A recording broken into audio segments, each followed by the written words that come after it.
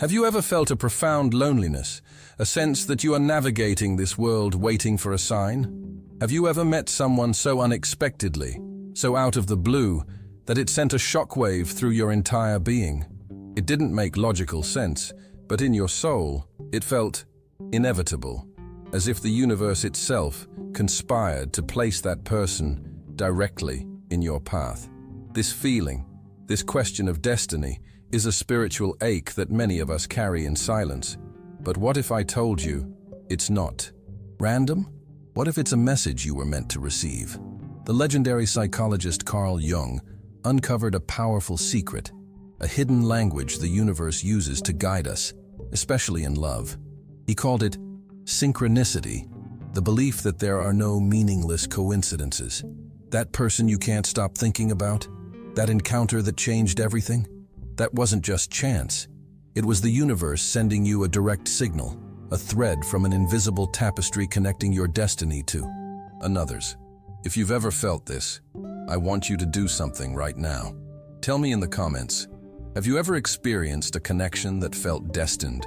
And tell me what city or country you're watching from, so we can see how far across the world these universal truths are being felt. If this resonates with you, then you are exactly where you need to be. But here's a startling fact. A huge number of people who feel this exact same pull, who watch these videos seeking answers, are not subscribed. Don't let the algorithm decide when you receive your next sign. If you want to finally understand these powerful forces, subscribe to the channel and press the like button right now. It ensures you won't miss the insights that could change the course of your life. Because in this video, we are going to decode the message. We will reveal the undeniable signs the universe sends when it wants you to be with someone, all based on the profound wisdom of Carl Jung. Stay with me, because the answer you've been searching for is closer than you think. Synchronicity shows that there is a deeper meaning to things, that sometimes life talks to us through signs, and mainly through people who don't appear by chance. But who are these people? How do we recognize an encounter that came to transform our journey? And what is the universe trying to show us when these connections happen? That's what we're going to talk about now. There are people who arrive so unexpectedly in our lives that we don't even understand why, but we feel it. You feel that it's different, that that person has something to do with your story, even if you don't even know what it is yet. Carl Jung believed that some people appear as true signs from the universe. They emerge to provoke us, to teach us, to remind us of who we are, or even to push us where we need to go. And the most curious thing is that this doesn't always happen in a pleasant way, you see. These connections don't always come with flowers, nor with that romanticism from the movies. Many times they come with an impact, with a shock. Sometimes it's someone who makes you question everything, who turns your world upside down, and at first you might even resist, thinking, why does this person bother me so much? Or, why can't I stop thinking about them? But if you stop to observe, you will notice. There is something there that goes beyond appearance, personality, logic. It could be someone who touches on an old wound of yours. It could be someone who reminds you of a part of yourself that you have forgotten, or someone who awakens something that was dormant inside you. That's why Jung said that these people are living mirrors. They reflect what exists within us, both what is beautiful and what still needs to be healed. And the craziest thing is that many times this encounter happens at a moment when you weren't even looking. You're living your life focused on other things, thinking that everything is under control. Then, out of nowhere, poof, the person appears. It could be in a supermarket line, at a new job, on a random trip, or even online. And suddenly, that connection gets you in a way you can't explain. It's as if the universe is saying, see this person? Pay attention, they are not here by chance. But how to know if this encounter is really a sign or just another coincidence? That's where the small details, the signs, the repetitions, the dreams come in. You know when the same song starts playing everywhere you go, or when a specific word appears repeatedly in different ways in conversations, books, movies, social media. Sometimes we think it's just a coincidence. But is it really? Carl Jung used to say that the universe speaks to us, but it doesn't speak the way we speak to others. It communicates through symbols, through signs, through repetitions. And these signs are not always obvious. They come subtly, like whispers. And if you're distracted, caught up in the rush of everyday life, you might even ignore them. But if you stop, breathe, and pay attention, you start to notice a pattern. Jung called this the symbolic language of the unconscious. And the most interesting thing is that these signs often appear right after a person enters our life. It's as if the universe is trying to confirm, yes, this person has a role in your journey, and it doesn't have to be anything too mystical. It could be a name you see everywhere, a conversation that seems like an answer to something you were feeling, or even a situation that repeats itself out of the blue.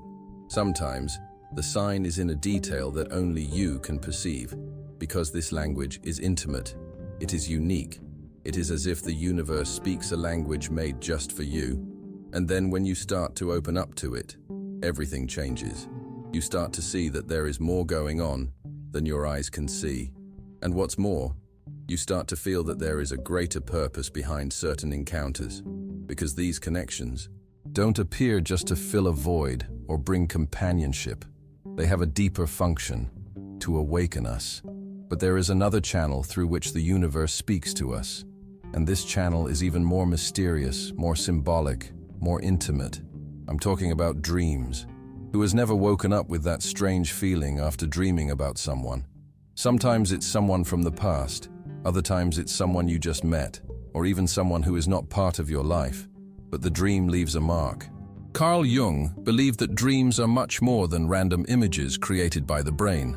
For him, dreams are messages from the unconscious, a kind of bridge between what is hidden inside us and what we need to see. And when a person starts appearing frequently in your dreams, especially in moments of doubt or transition, it's worth stopping to reflect on what that person represents, how you feel in that dream, what they are showing you, even if they don't say a word. Jung said that many times the people who appear in our dreams are not just themselves, they are symbols. They can represent our fears, our desires, parts of our soul that are dormant. And the most interesting thing is that in some cases, these people appear in dreams even before they have an important role in our real life. It's as if the unconscious already knows that that connection is coming and begins to prepare you for it. There are people who say, I dreamed of so-and-so, and after a while they appeared. It could be a coincidence, but for Jung, it's not. He believed that the unconscious has access to information that our conscious mind has not yet captured.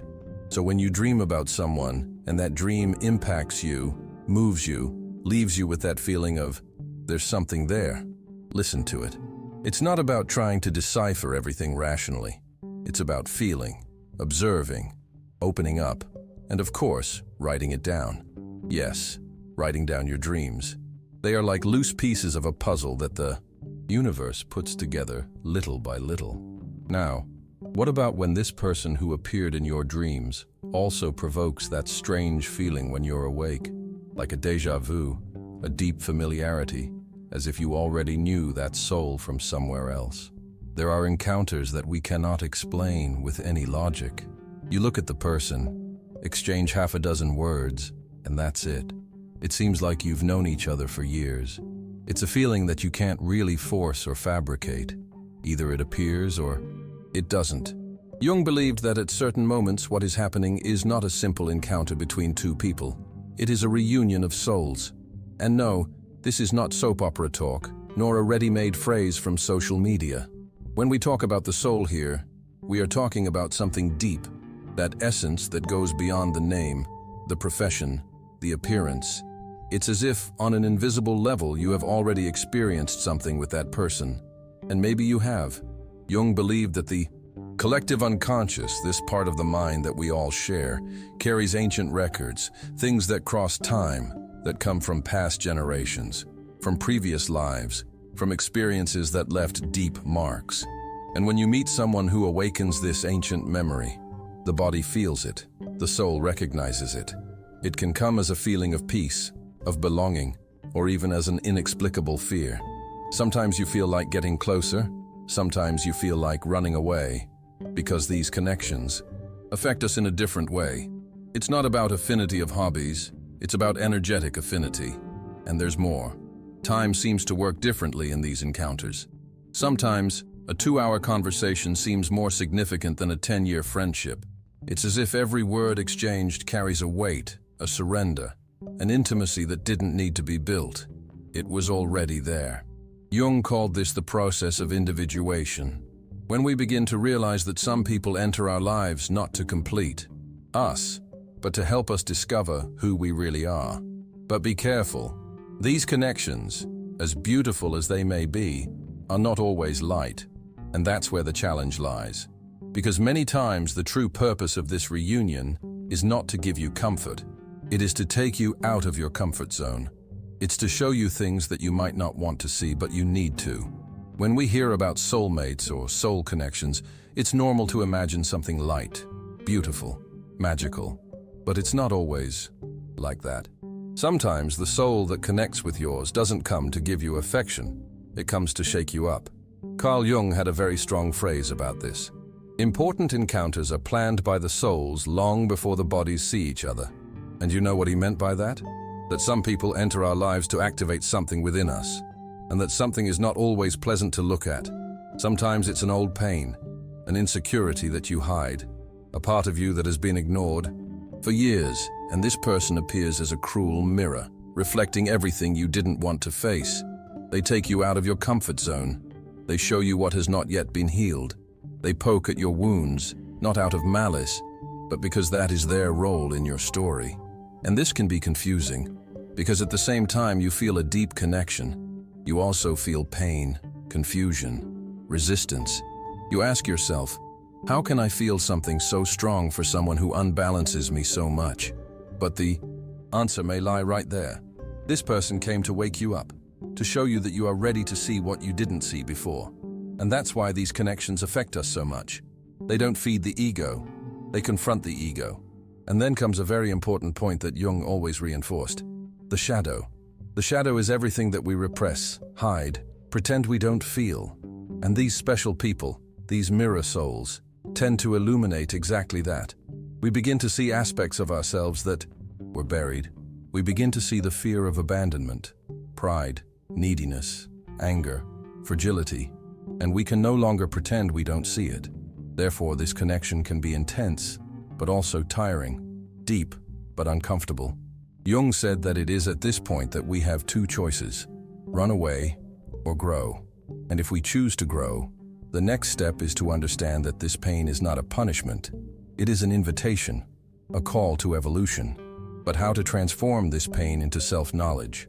How to use this mirror to really see and accept yourself. When someone unintentionally shows you exactly where it hurts, it may seem cruel, but sometimes it's the first step for you to finally heal. Jung said that our relationship with the other reveals our relationship with ourselves.